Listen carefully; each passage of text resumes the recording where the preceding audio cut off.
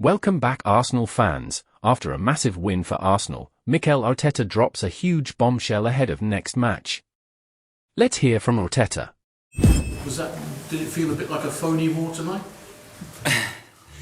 Well, they told us that obviously with the result that we had from the first leg that it wasn't going to be full, but we had to continue and do the work in the manner that we wanted to finish the competition. Unfortunately, we haven't managed to win the game, but we decided to make a lot of rotation as well. You could tell in the second half that we were tired, we were late to be much more dominant in the position half and much more consistent, especially when we didn't have the ball. But overall, very happy because we are for the second consecutive season in the Champions League quarterfinals. We're going to travel to Madrid, but unfortunately, we don't know who against yet.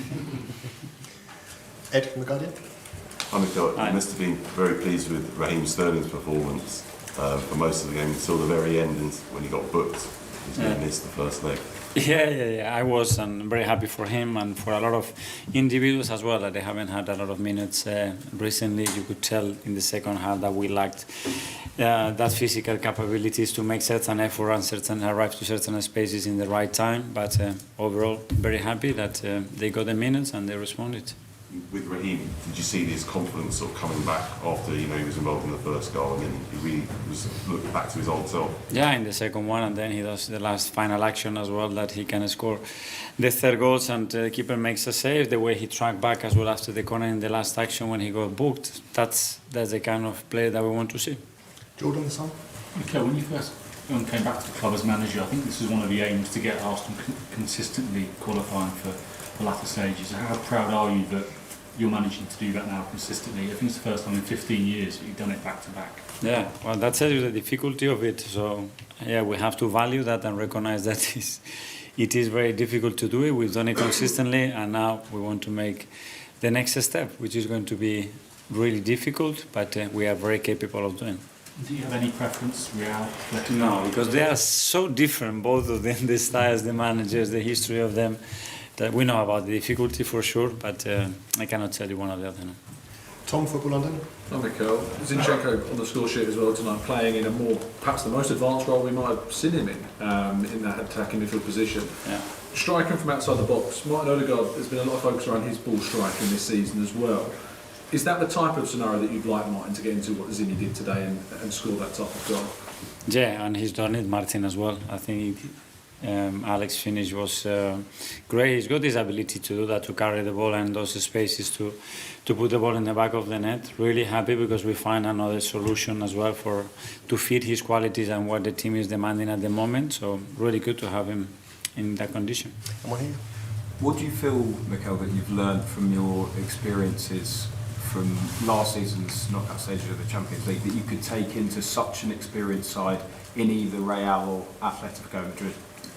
Well, the first thing that you have to be at your best when it comes to that.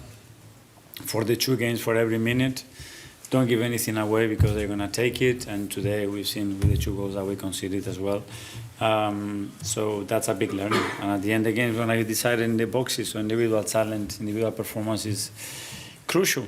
And then creating an unbelievable atmosphere when we have the opportunity to play at home. That is crucial. Matt from Vayman.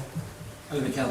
Can you tell us why it is important for you to be in the last 8 again? For Arsenal to be back. Why is important? Yeah. Because we want to win.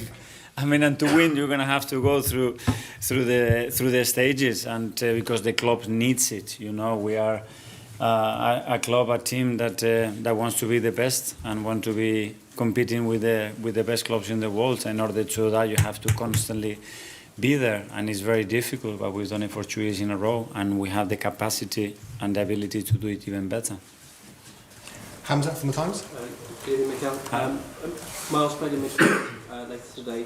I just wanted to know if you see him in the long term in midfield or at left back, or a bit both? Yeah, both. He can play in both positions, and in relation to the player that he plays as a fullback as well, they can interact and interchange positions. He played as a 6. You know, he was developed in the academy as a 6 as well. So what he's doing this season is something new for him. So I think it's much more to it to play in midfield. He's done really well tonight as well. I think he was very, very consistent in his actions and really happy what he's doing. Okay, fine. David, did you have one from Gazzetta del Sport? Yeah. And finally, David. Hi, Mikel.